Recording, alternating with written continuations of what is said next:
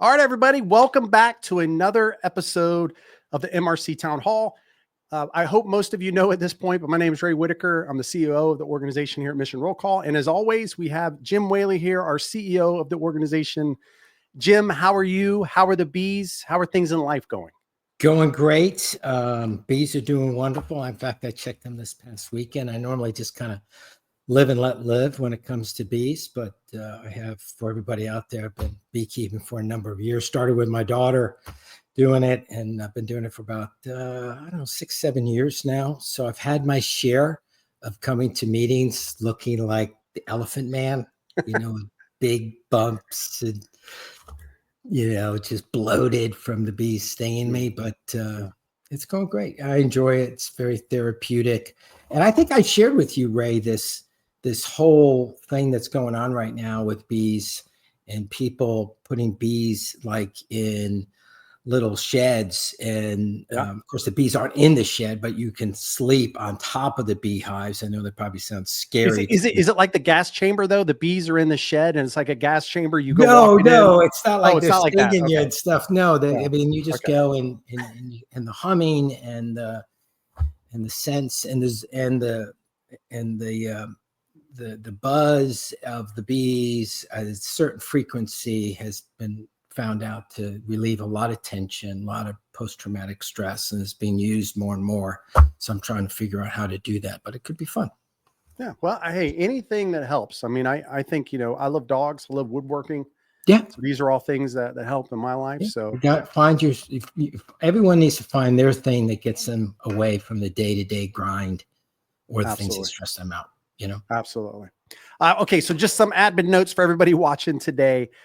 We do these monthly. If you don't know, and listen, if you want them more than monthly, all you got to do is reply, put a comment there and let us know that you want it more monthly. But right now we got it monthly. Next one of these will be September 24th at 1 p.m. So basically same location that you're watching it now, whatever social media platform you're on, it'll be the exact same place at the same time. If you have a question, anytime when we're talking, please ask. Today's going to be a really juicy conversation because we're going to be talking about veteran homelessness.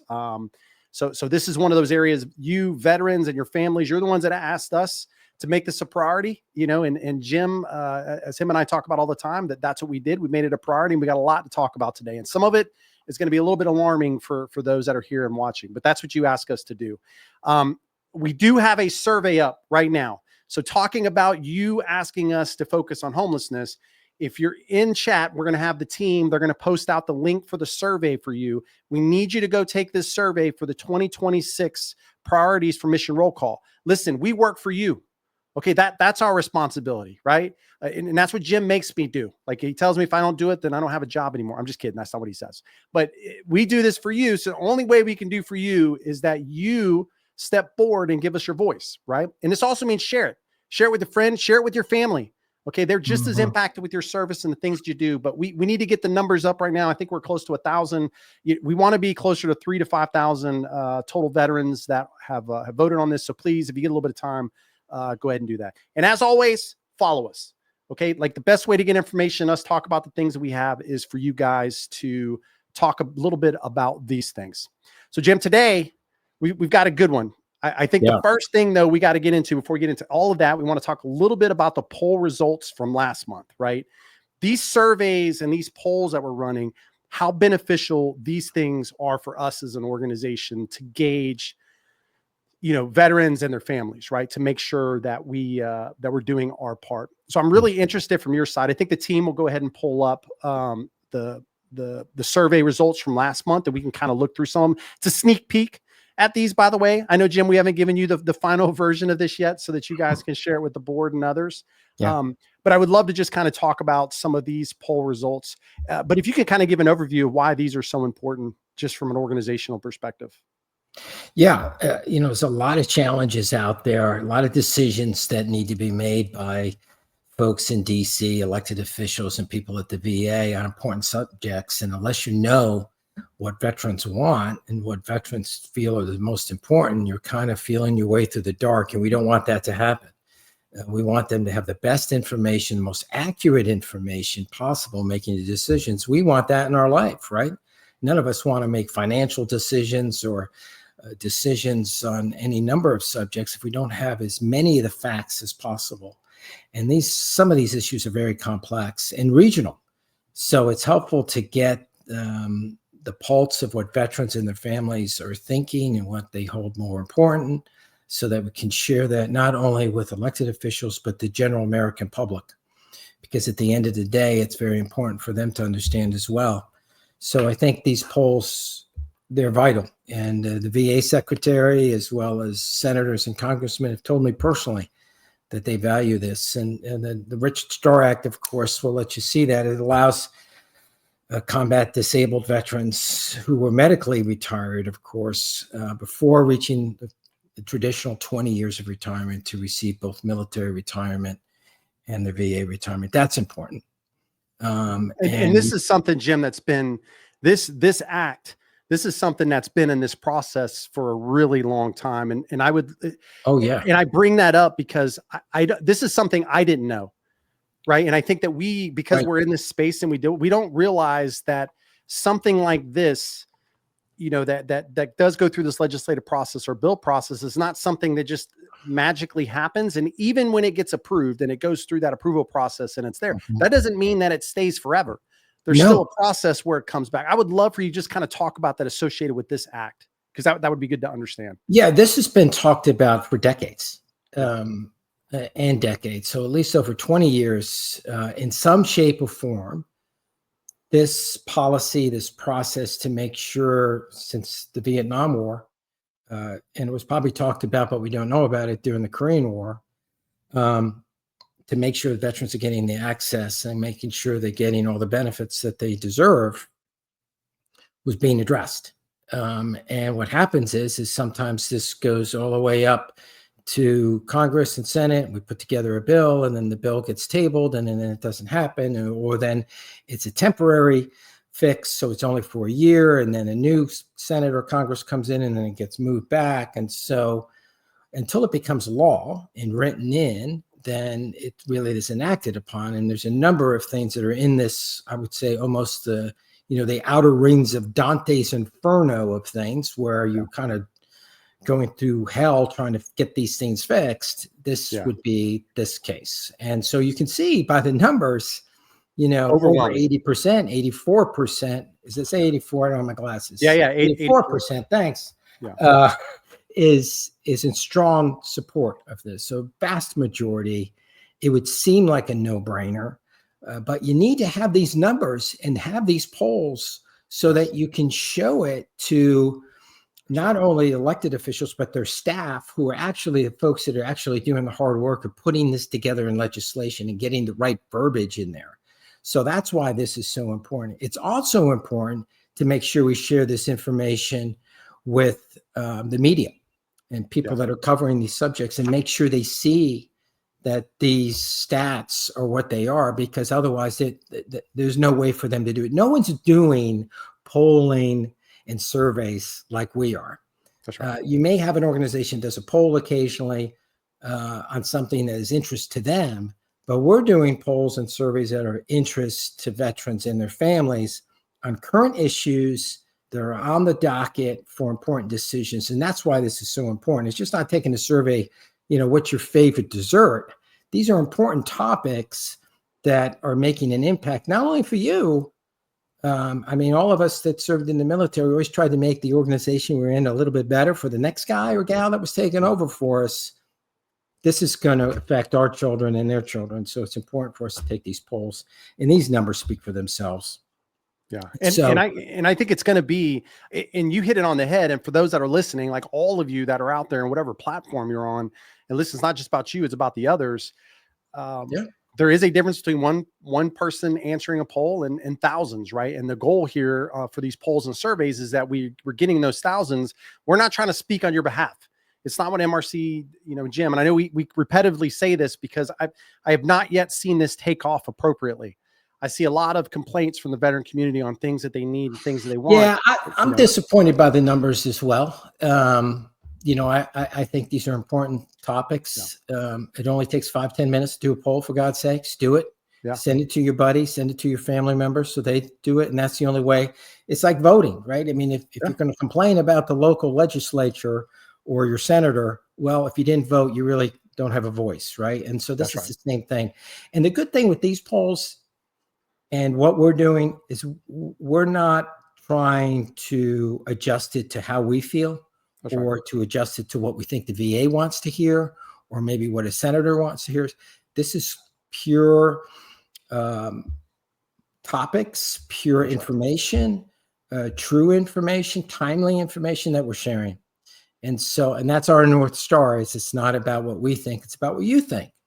That's right. Well, yeah. And if we don't share theirs, right? Like if you don't do that, somebody's going to speak on your behalf.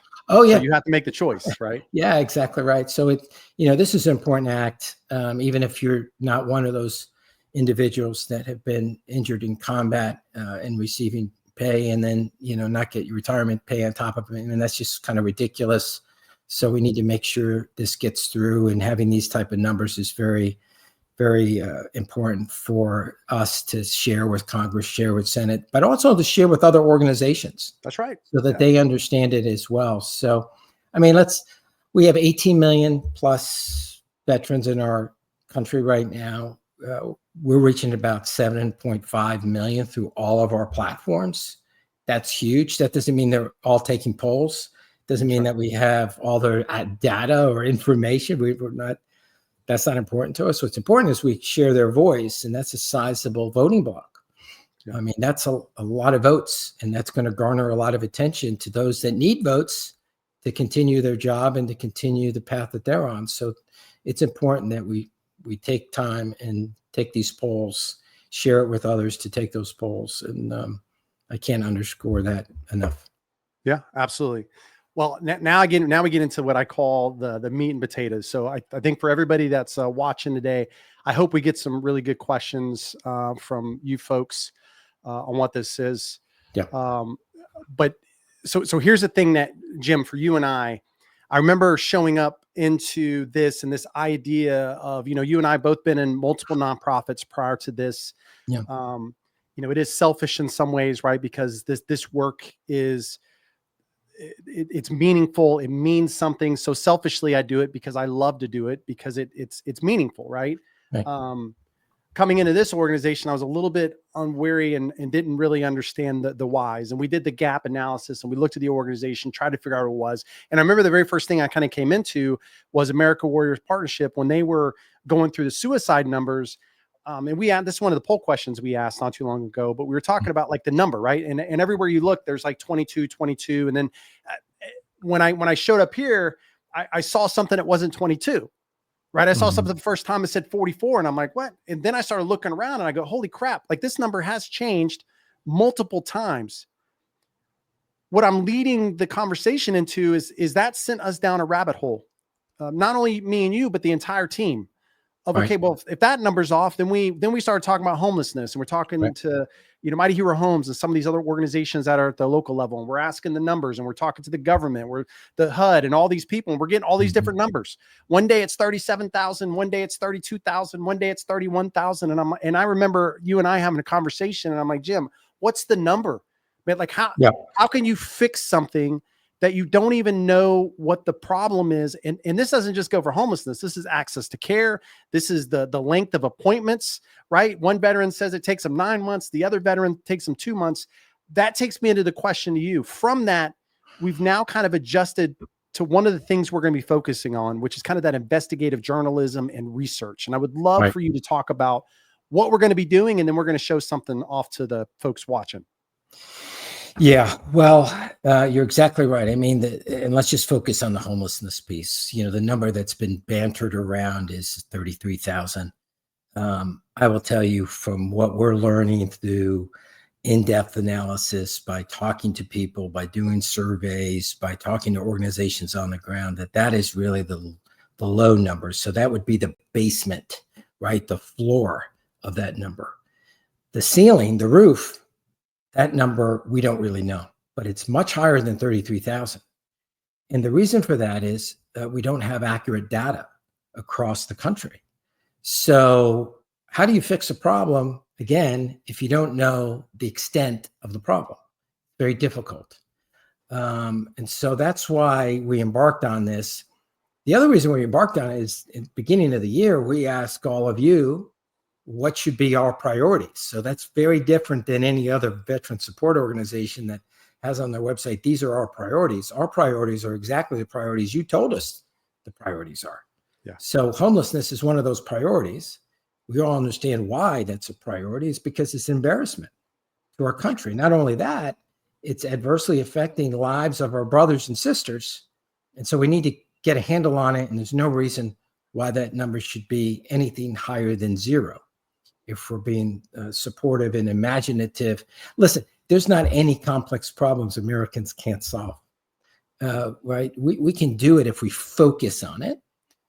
But first we have to get educated on it and know the parameters of the problem that we're facing, and then identify that, come up with some solutions, and then resource it, and then go after it, and then adjust as necessary. So this number is not accurate, and I'll tell you why we think it's not accurate, 33,000. One is it's a time and point type of survey. So that means we pick one day, not mission roll call, the country picks one day to take a look across the country of who's homeless. So basically people walking in cities, walking in towns, counting the amount of homeless in shelters and such, and then figuring out from that which ones are veterans. Well, if we're only measuring it on one given day, already the numbers are going to be lower than you really thought, right? Because that assumes that you're covering all the ground where veterans are in one day, and that's just absurd. That's just not going to happen. The second piece to that is many people don't identify themselves as veterans, or the person doesn't ask the right question. Maybe they're embarrassed telling them they're a veteran.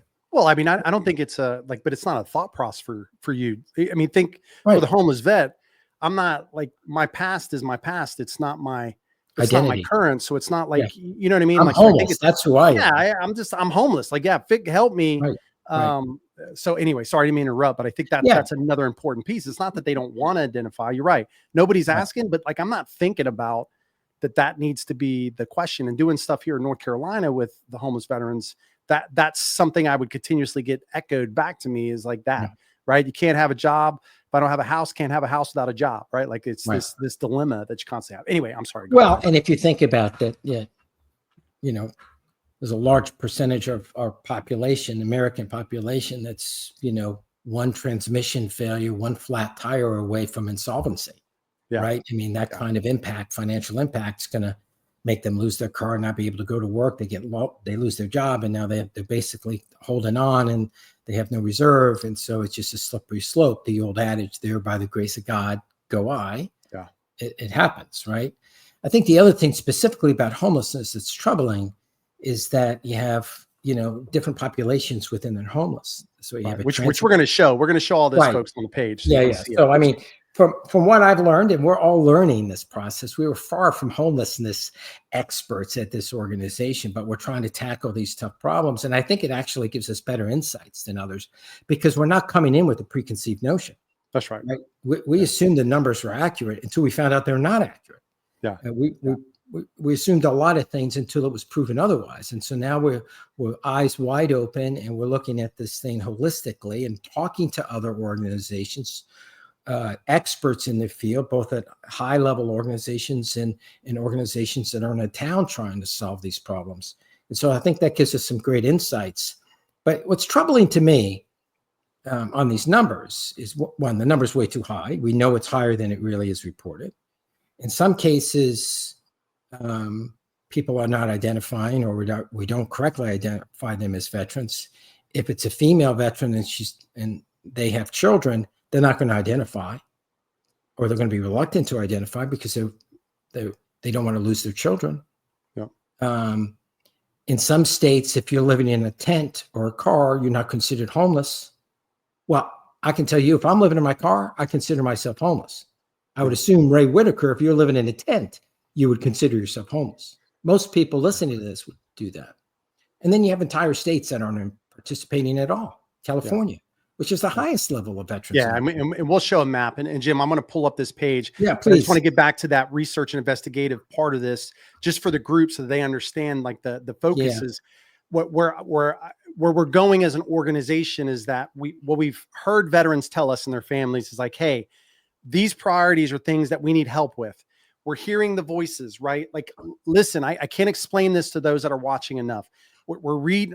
I wish we had enough staff to answer everybody's thing. Like that's not what we're not really a service providing. We're a information gathering organization. So we're listening to everything you're putting on Facebook and Instagram and things you're putting on Reddit. Like all of these places, we're pulling it all in.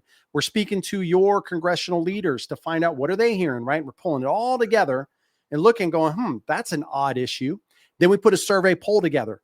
Then all of a sudden we have a completely different problem. And what I'm seeing, Jim, and maybe you see something different. I see an education problem. I'm the first one to say I'm part of that problem. I thought I understood all of these things, but I even had an education problem because again, I'm Googling something and we know now with AI, and I'm not blaming AI or LLMs or whatever you want to call the systems, but they're pulling data. You still got to verify, right? You got to check and verify. So our part of this now as an organization is really moving into this idea that if veterans are asking us to look at homelessness, we want to go out, we want to look at it, we want to research it, we want to investigate it, we want to understand it from the veterans' perspective and from other nonprofits and VSOs' perspective, so that we can put that together appropriately and then provide that to the decision makers the way that they need it, which is unfiltered. We're not changing anything. We're just providing the data. Yeah. Right. Yeah, and exactly so, right. And I think that's key, right? In order to amplify veterans' voices, we have to look at those voices in an unbiased, unfiltered way. That's right. And that's been the ethos of this organization. And sometimes we've been surprised on a survey or a poll of what veterans think. And that's good because we're across the country, right? So different opinions and different aspects. But this is a serious scourge that we have. And I use that word not lightly. It is a scourge, homelessness, and how much that impacts so many things, right? Your self-worth, your financial capabilities, your health. And it's a slippery slope to then suicide. So this is a significant problem. And we don't understand the numbers and the scope of this problem as of yet. I think what we're putting together, what you can see on our website now, just scratching the surface. Is scratching the surface. It's the beginning of this. I would ask everybody to read it. It's probably a 10-minute read. Think about it. Share it with people. Share it with your elected officials. Share it with your VSOs. Share it with your family and friends. I think it's important that we have an understanding. We can talk about this together. It's going to start at the community level, right? No matter what we talk about, and everybody, I apologize if you see me looking over here. It's because I'm reading the comments that are coming in. So I know the staff is taking me off scene on purpose because they think I'm reading an email from Jim, but I promise I'm not. So thank you, team. But I want to hit a couple people here, Jim, that have already wrote. John wrote back and just said, hey, it's me. It sounds strange. Numbers look good to certain organizations or whatever organizations may be out there. So they may actually beef up the number. And I want to answer this and I kick it over to you, Jim. Just my personal opinion on this, John, is that I always go into these situations with a positive outlook that organizations are not intentionally beefing numbers, right? That they're coming in with the numbers that they're finding. And this is what we're finding out now, because I do feel like the majority of the organizations are out, they're searching, they find a number, they may validate it once, but they don't really go to 2 or 3 times. And then this is the number that they utilize, right? And then they never go back and look. Why? Because we all get busy. We got a lot going on, everything else. What we've learned, because we're advocating, right? I think the most important thing we have, and Jim, I think you'll agree, is that when we walk into a room, they go, hey, they have what veterans think, meaning that we're handing a survey or poll. It has nothing to do with me and Jim Mission Roll Call. It's just like, hey, this is what you guys have said. This is an email we've received. This is a social media post. This is a person. This is an actual person here. This is what they're saying. This is something that's different. So I've got to come into this with this idea. So I don't know, Jim, your thoughts on that. Do you feel different with that? Every indication is from the survey data we're getting, from information we're hearing of all those things I just outlined, of the discrepancies in the reporting, that the number's much higher. I hope I'm wrong. I hope the number's much lower. But I don't think that's the case. We'll find out, but I think that number is going to be much higher than 33,000 veterans, and I think it's seasonal as well. I mean, there's some states do a great job reporting. Some states are awful. Yeah. Some counties do a wonderful job. Some counties don't. Yeah. So I think it's like we said before, if it was an easy problem, somebody would have solved it. It'd already be solved. Yeah. Right. So it's a complex issue and a lot of politics involved. But I think as a community of veterans, we're behind the fact and the goal. And I've never met a veteran that didn't want some stretch goal, something that sounded impossible. Yeah. That only jazzes them up to want to tackle it. Saying, hey, just do X. They'll right. But if you say, hey, this is impossible, no one else can do it, then you're going to have veterans lined up to try to do it. Yeah. I think when we see this number, we're going to, lock arms and try to figure out how to fix it. Yeah, absolutely. And John, just to answer your final part of your question here. Thank you so much, first off, for coming in. I love this. This type of interaction is exactly what we want. Yeah. One, because we're going to learn from you guys and we're going to pull some of this, and it's something we're not doing. We're going to tell you, and we're going to figure it out. But yes, the way we approached this initially was this mindset of that, hey, we're going to go out. We're going to connect with educators. We're going to connect with the government. We're going to connect with state. We're going to connect with counties. We're going to connect with the lowest level nonprofits that are in the community that are doing this work.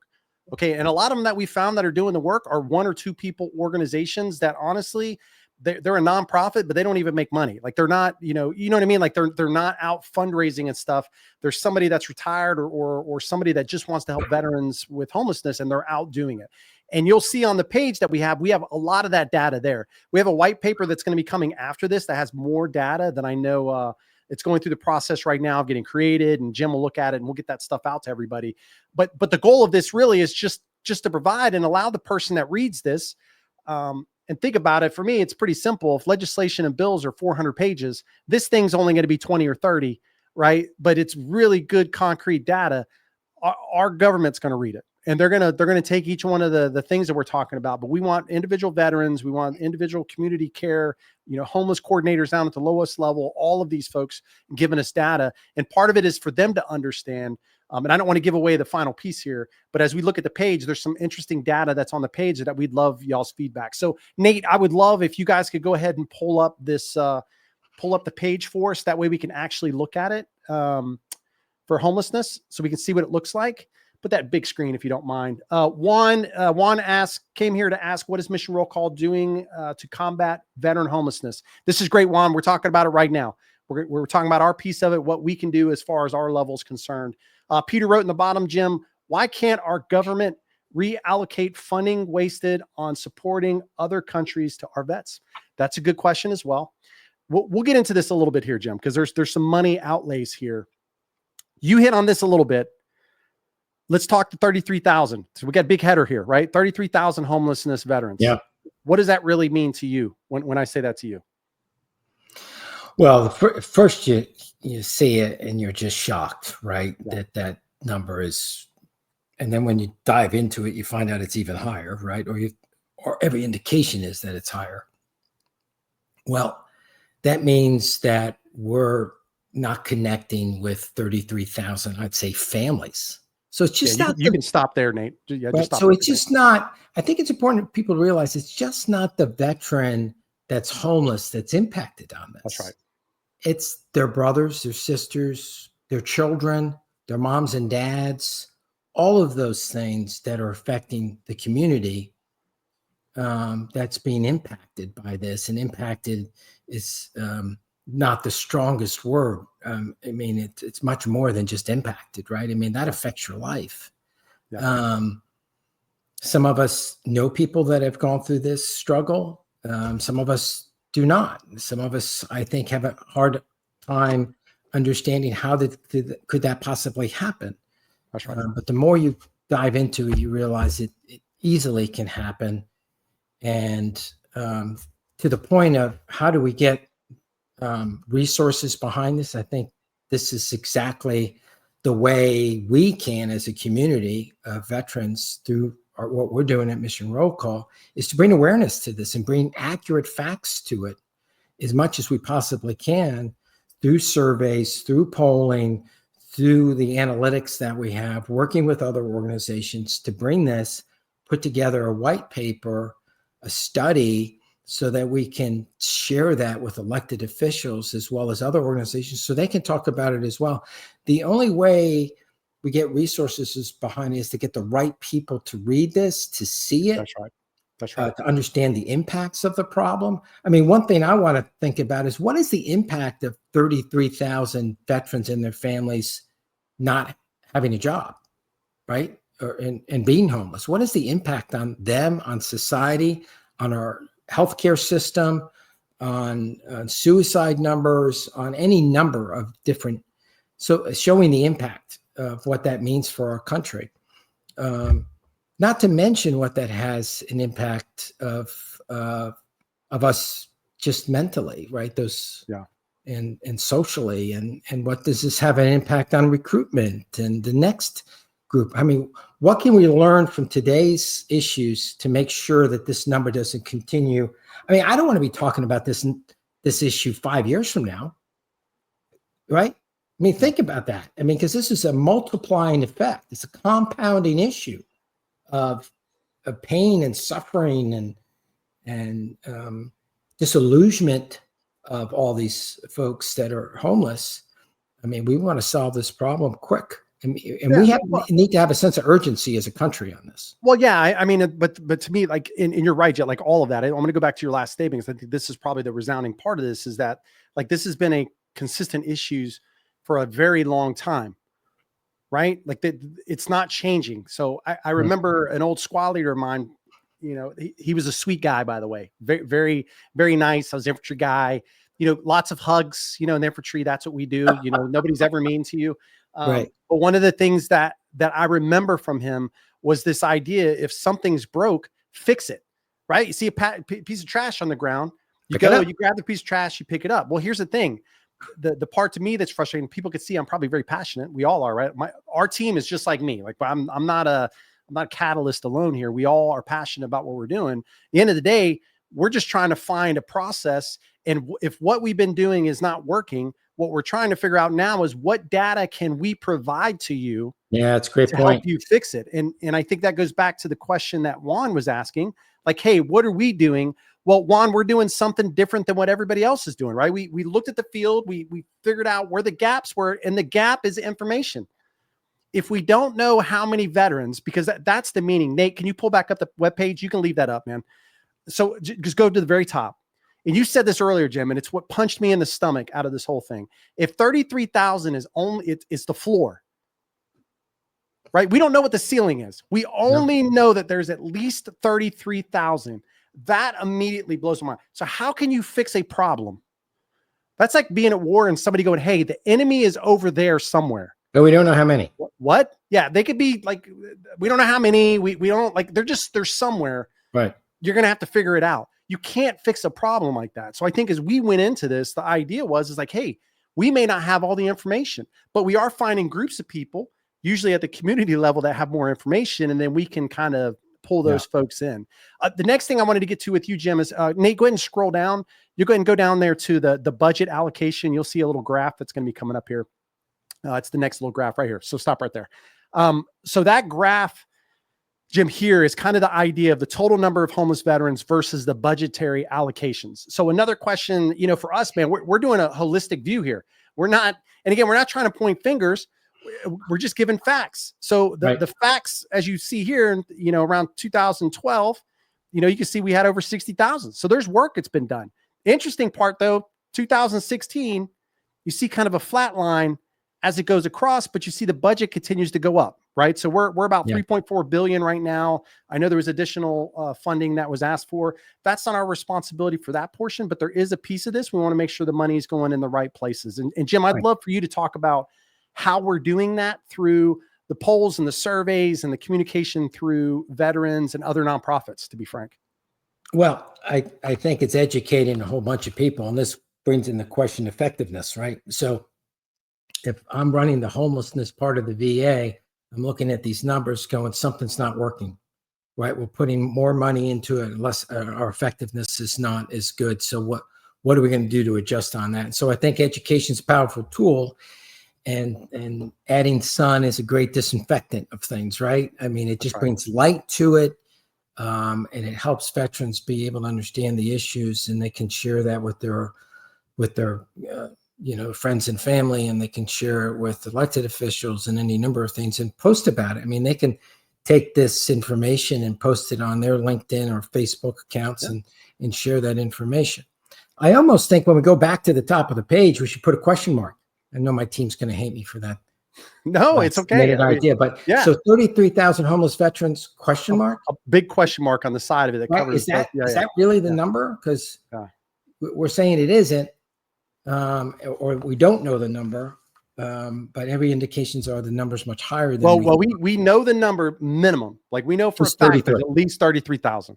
But what you learn very quickly is, oh boy, there's way more, right? Because even the data even says that there's more, right? So like when we talk to HUD and that, it's higher than that. I think the last report was 37,000. Somebody will, please don't hold me to that, but it was definitely, if I remember you talking and what we had got internally was like 37,000. That's where this whole thing kind of popped up. Yeah. So there's definitely something there that should be. Jim, so the next part I'd love to talk to you about is like you hit on it a little bit, but was this, and Nate, you can scroll down to data gaps in invisible populations. You had talked in the point in time going out, trying to find the veterans, like all of that type of stuff.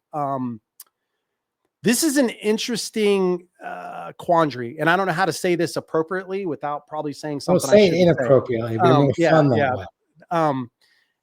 This is a personal opinion, and it's just like a thought process here. Oftentimes, as I look at this and I think about this data gap in visible populations, to me it seems kind of like, hey man, the government's not like.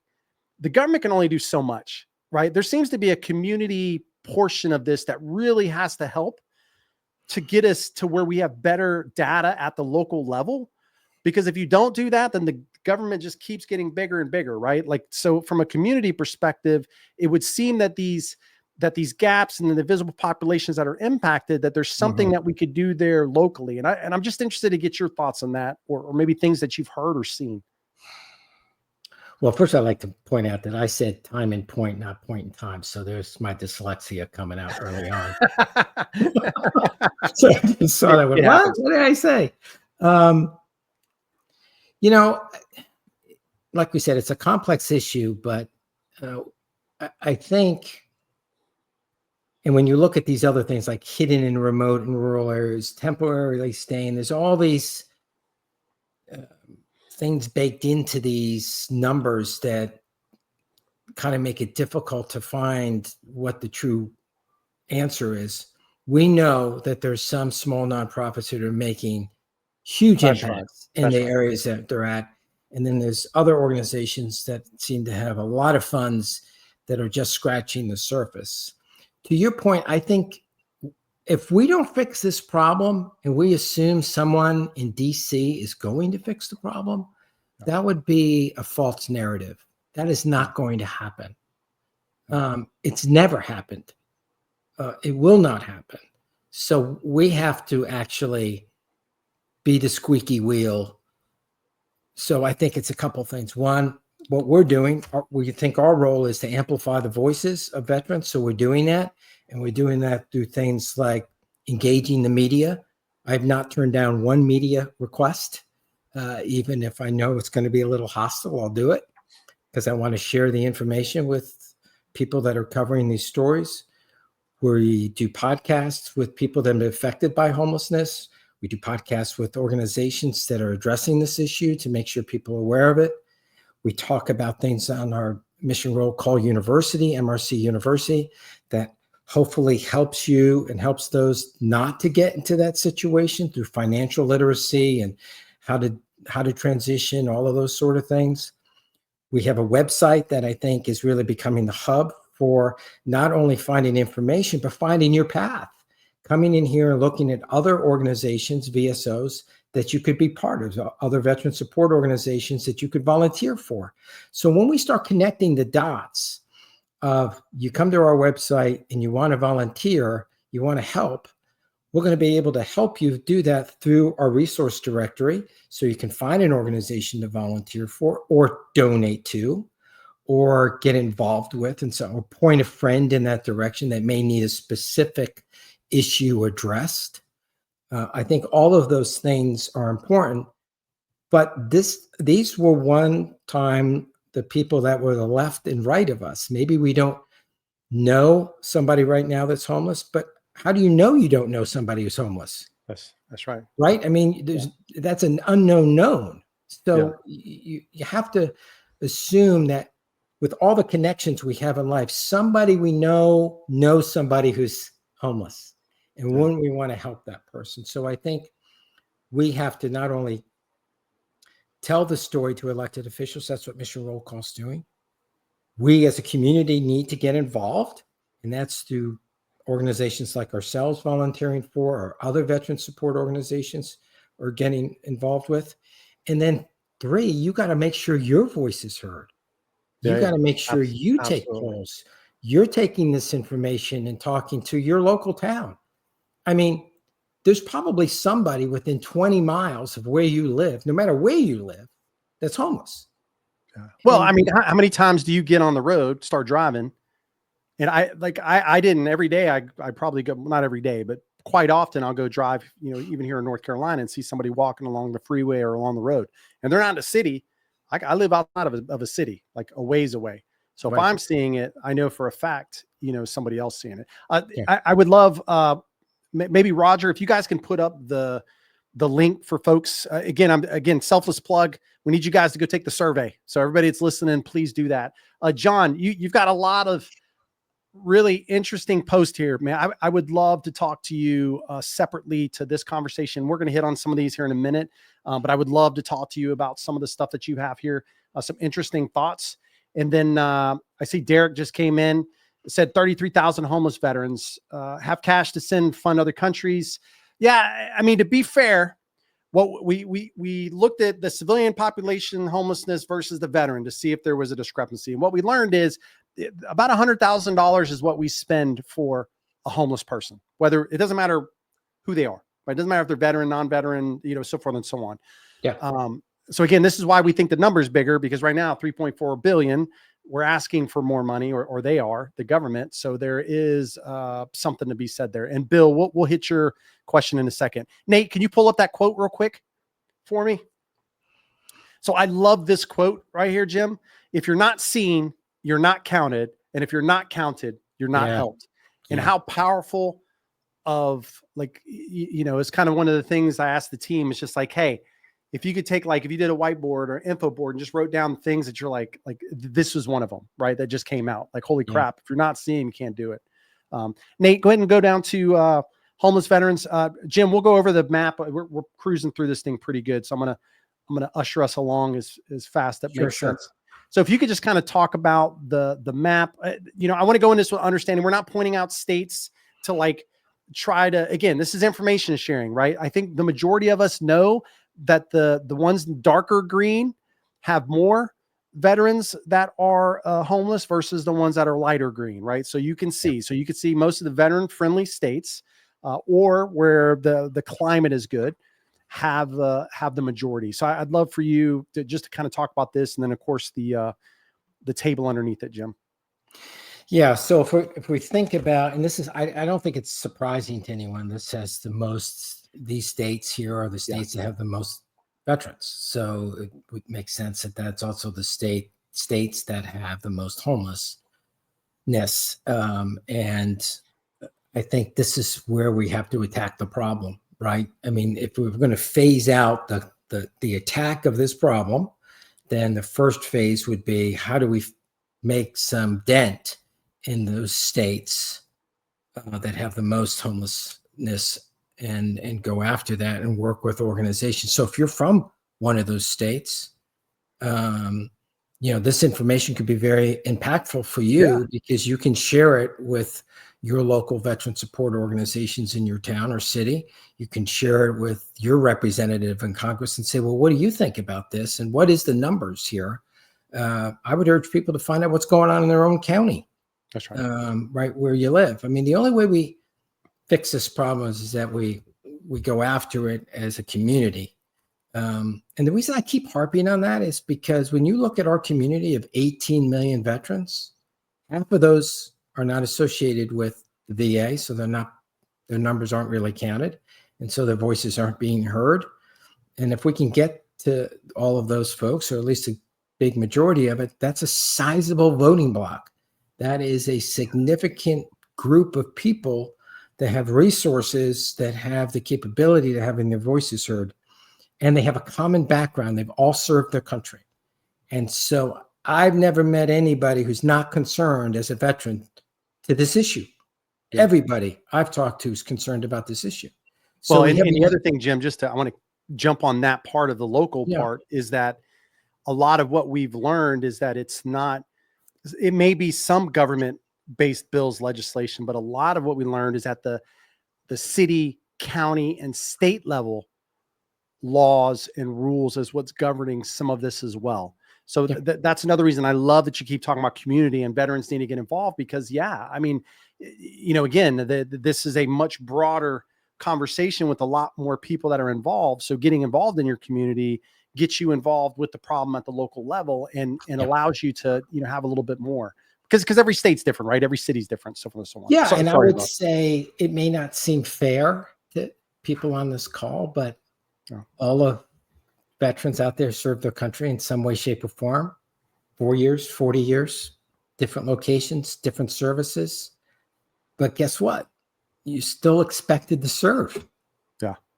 So this is one way to do that. And, I think if everybody would be able to tell their friends, hey, what are you doing? Well, I'm trying to tackle this homelessness problem. I'm working with the local VSO to figure it out. All right. That's a noble calling.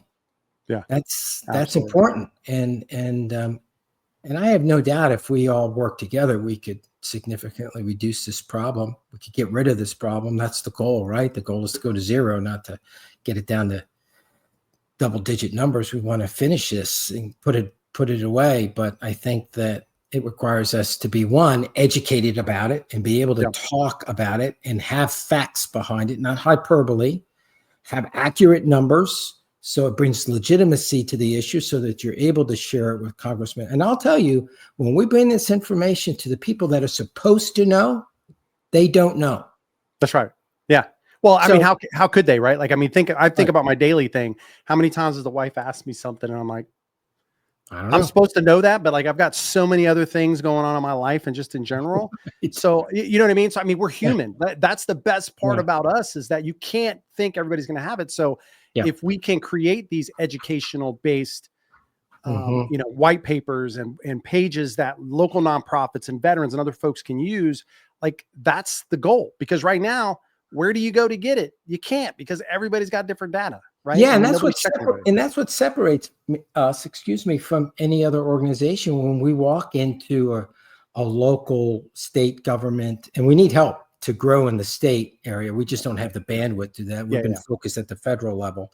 But think about anyone who's listening. If they had this information and they go to their local congressman, and share this information, what an impact it has, because the impact it has is, it's not your opinion. It's not my opinion. We're not going in there to say, this is what I think. This is what the facts are. That's and this is what the veteran community feels. And oh, by the way, we know how many veterans are in your community. That's right.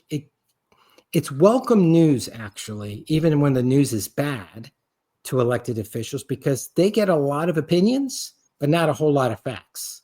That's right. And I've been in those congressman offices, and when you ask a question, the staffers are Googling the answer. Well, I use Google too, but it's no way to run a government. Yeah. Right? I mean, you need accurate information, and that's not the best way sometimes to getting information that's detailed such as this. Yeah, no, I completely agree. Well, I know we're already, like, we went 50 minutes, Jim, like we were all in. I mean, because this is an important subject.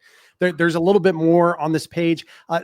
Roger, Nate, whoever, Megan, if you guys can throw this out on our social media, go ahead and send people to the page. Listen, we would ask you, for those that are watching, one, if you got a question, post it up. But two, more importantly, go to the page, read it. Yeah.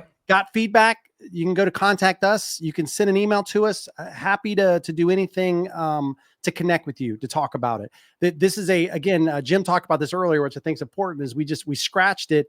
We kept scratching, more and more is getting unraveled. Now we're trying to figure out, like, how do we do best for veterans, for other nonprofits, and of course, for those that are decision makers, to make sure they have the right data and not like all data, right? So like, we've got to figure this accordion.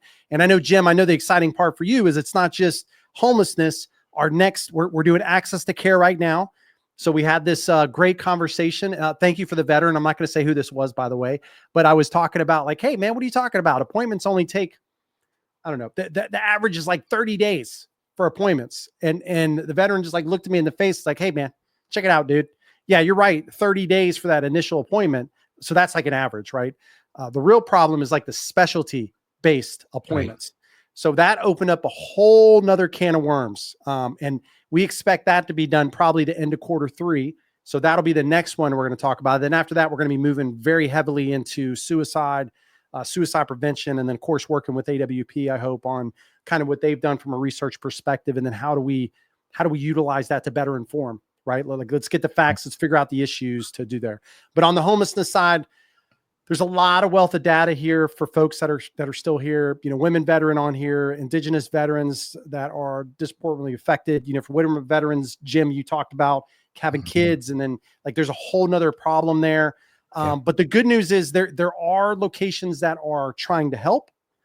And then there are states that are kind of interesting. That seems to be like lessening, like Arizona. There seems to be a really interesting, I don't know what they're doing locally.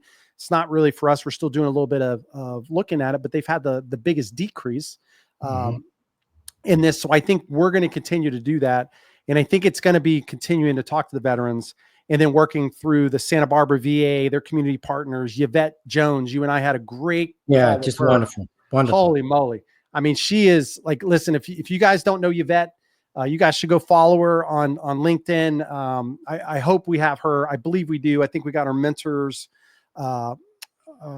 organization on our resource database. You should go.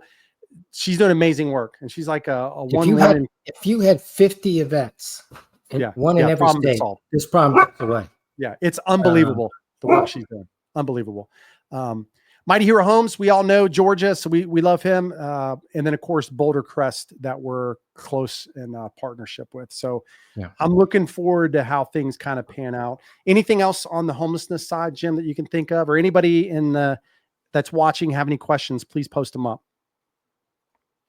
Yeah, I mean, all I would say is, take this information, help cascade this information, just like we amplify. We have a dog that's amplifying his voice right now. Dog, great, man. He's as you amplify, if you can help us amplify this message, the better off we are. And sharing it at every level, I think, is really important. And we'll continue to give that information. If you're listening and you're watching this, you're already an ambassador for us. You're already showing that you care. So I would just ask you to share it with others, and let's try to solve this together. Yeah. Jerry asked a great question. So we got to pin that. This is for everybody that's watching. How could you help right now? Number one, go take the survey. Every month, beginning of the month, we put a survey up. So we're only asking you to come back once a month. I'd like you to come back more, because there's a lot of information that we have. And this information is for you. Okay, we're not asking you to become members, and we're not like none of that stuff. I mean, we want you to, obviously, but that's not that the end state is that you're learning about nonprofits that are supporting veterans in a local community, and then everything we're doing. So the very first thing is go take the survey every month. Your voice needs to be heard. And Ray Whitaker, Jim Whaley, and the rest of our amazing team cannot be your voice, right? You have to be your individual voice. Just like I have a voice as a veteran, Jim has a voice, Valerie, and the rest of our team. So that's number one, do that. Number two, if you're in a local community and you're serving inside of a nonprofit, or if you know a nonprofit in your community that is out crushing it for veterans, you need to reach out and contact us. And I'm gonna do something you're not supposed to do. I'm gonna do it anyway. With email, you can info@missionrollcall.org. Somebody can post it up. info@missionrollcall.org. That email will come into us. Okay, it's the same place we do if you went to our contacts form, but I'm gonna make it easy for you. info@missionrollcall.org. Send us an email. Tell us who they are. We'd be happy to go out, talk to them and get them to understand what we're trying to do. Okay. We believed a long time ago, Jim and I both said this, we cannot do this alone. We need everybody to be involved with this. I mean, it's all nonprofits. We're not competing with other people.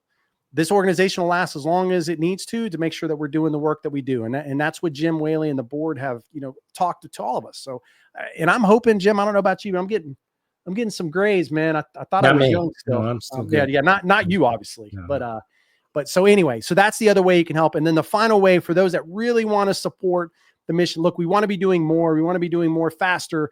Donate, right? We're a 501c3. We're putting money back into the programs and all the research and all the things that we're doing so we can educate, we can inform, we can connect, and we can empower. That's our leading charge. And consider it. Donate a couple dollars a month. Do your part, but more importantly, just take the surveys. And that includes your family.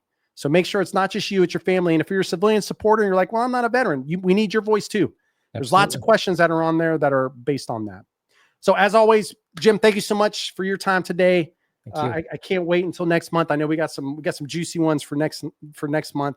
For everybody that's here today, thank you for the team that put this together. Thank you as always.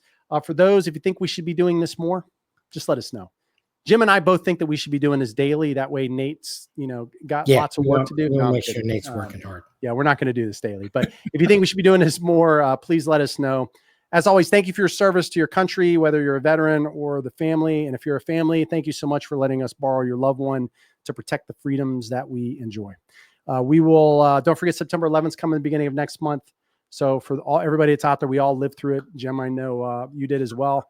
So for everybody that's out there, that'll be a really important time for us as an organization. And then towards the end of the month, we'll see everybody. So we'll see everybody. Thank you so much, Jim. Appreciate you as always. Thank you, my friend. All right, everybody. See you later.